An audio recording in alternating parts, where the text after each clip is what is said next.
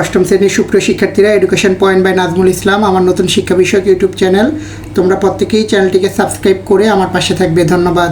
আজকে তোমাদের গণিত বইয়ের অনুশীলনী 3 পরিমাপ থেকে কয়েকটি অঙ্কের সমাধান করব। আশা করি এর দ্বারা তোমরা উপকৃত হবা।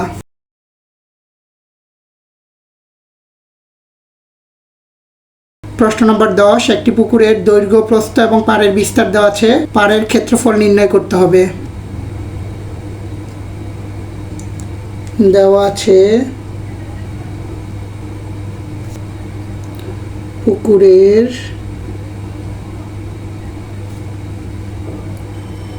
দৈর্ঘ্য 60 মিটার এবং প্রস্থ 40 মিটার। প্রথমে আমরা পুকুরের ক্ষেত্রফল নির্ণয় করব। আমরা জানি আয়তাকার ক্ষেত্রের ক্ষেত্রফল দৈর্ঘ্য গুণন প্রস্থ। অতএব পুকুরের ক্ষেত্রফল, পুকুরের দৈর্ঘ্য পেয়েছি আমরা 60 মিটার, প্রস্থ পেয়েছি 40 মিটার। যখন আমরা ক্ষেত্রফল নির্ণয় করব তখন এককের বর্গ হবে, অর্থাৎ বর্গ মিটার। ইকুয়াল 60-এর সাথে 40 গুণ করলে আমরা পাবো 4 6 24, 2400 বর্গ মিটার। এবার আমরা পাড় সহ পুকুরের ক্ষেত্রফল নির্ণয় করব। আবার পাড় সহ পুকুরের দৈর্ঘ্য, শুধু পুকুরের দৈর্ঘ্য ছিল 60 মিটার, যোগ এখানে যেহেতু পাড়ের বিস্তার হচ্ছে 3 মিটার চওড়া, তার মানে পুকুরের দৈর্ঘ্যের সাথে আরও 3 মিটার এবং 3 মিটার, টোটাল 6 মিটার যুক্ত হবে। তাহলে এটিকে আমরা লিখতে পারি 3 গুণন 2, অর্থাৎ 3 মিটার করে দুই দিকে পাড়ের বিস্তার।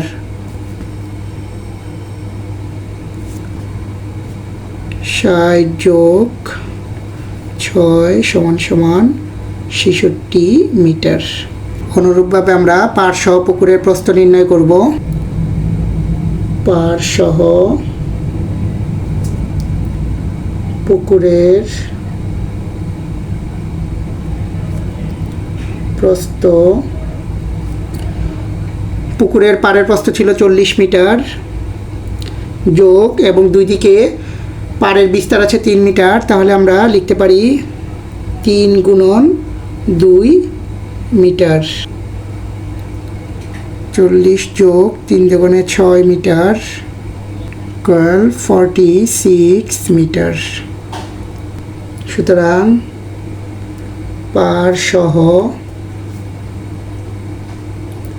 পুকুরের ক্ষেত্রফল, যেহেতু পুকুরটি আয়তাকার তাই আমরা আয়তক্ষেত্রের ক্ষেত্রফল নির্ণয়ের সূত্র ব্যবহার করব, অর্থাৎ দৈর্ঘ্য গুণন প্রস্থ। 66 গুণন 46 বর্গ মিটার। 66-র সাথে 46 গুণ করলে আমরা পাবো 3036 বর্গ মিটার। এবার আমরা পাড় সহ পুকুরের ক্ষেত্রফল থেকে পুকুরের ক্ষেত্রফলকে বিয়োগ করে দিলে পাড়ের ক্ষেত্রফল পাবো। অতএব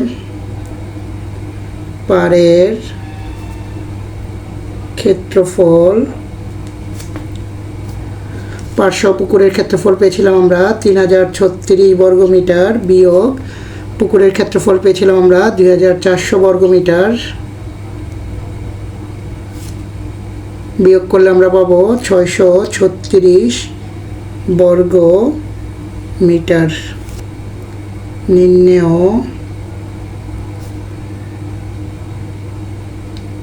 পুকুর পাড়ের ক্ষেত্রফল